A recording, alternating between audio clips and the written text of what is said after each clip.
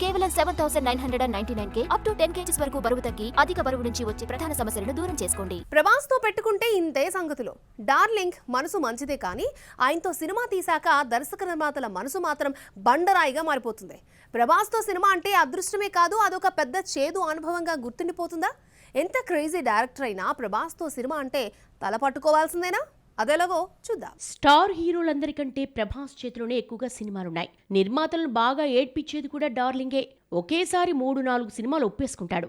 ఒకటి తర్వాత మరొకటి మొదలు పెట్టకుండా ఒకేసారి 3-4 సెట్స్ పైకి తీసుకొచ్చి ఒక్కదానికి కూడా డేట్స్ ఇవ్వకుండా మేకర్స్ను ఏడ్పిస్తూ ఉంటాడు. ప్రభాస్ గ్రీన్ సిగ్నల్ ఇచ్చాడని సంబరపడిపోతే అంతకంటే అమాయకత్వం మరొకటి ఉండదు.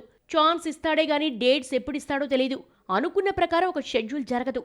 6 నెలల్లో తీయాల్సిన సినిమాను 2-3 ఏళ్ల వరకు తీసుకెళ్లే సత్తా ఒక్క డార్లింగ్కే ఉంది. ప్రభాస్ ప్రస్తుతం ఫౌజీ, కల్కి 2, స్పిరిట్ లో నటిస్తున్నాడు. ఒకేసారి 3 సినిమాలు చేసేస్తున్నాడు అన్న పేరే గాని రిలీజ్ అయినప్పుడు చూసుకుందాంలే అని డార్లింగ్ ఫ్యాన్సే ఫిక్స్ అయిపోయారు. ఫౌజీ ఎప్పుడొస్తుందో తెలీదు, కల్కి 2కు ఎప్పుడు డేట్స్ ఇస్తాడో తెలీదు. యానిమల్ వంటి బ్లాక్ బస్టర్ తర్వాత ప్రభాస్ కోసం సందీప్ వంగ 2 ఏళ్లు వెయిట్ చేశాడు. ఒక షెడ్యూల్లో నటించిన తర్వాత మళ్లీ డేట్స్ ఇవ్వలేదు. స్పిరిట్ మొదలు కావడానికి ముందే 2027 మార్చి 5న రిలీజ్ అంటూ పోస్టర్ రిలీజ్ చేశారు. హీరో చేస్తున్న కోఆపరేషన్కు మార్చి 5న విడుదల చేయడం కష్టమేనట.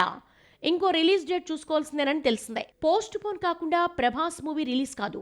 అనుకున్న టైంకొస్తే అది ప్రభాస్ మూవీ కాదేమో అనిపిస్తుంది. 10 ఏళ్లు ఒక్కటంటే ఒక్క సినిమా కూడా వాయిదా పడకుండా రిలీజ్ కాలేదు. ఈ విషయం తెలిసే ఫౌజీ రిలీజ్ డేట్ను నిర్మాతలు ప్రకటించలేదు.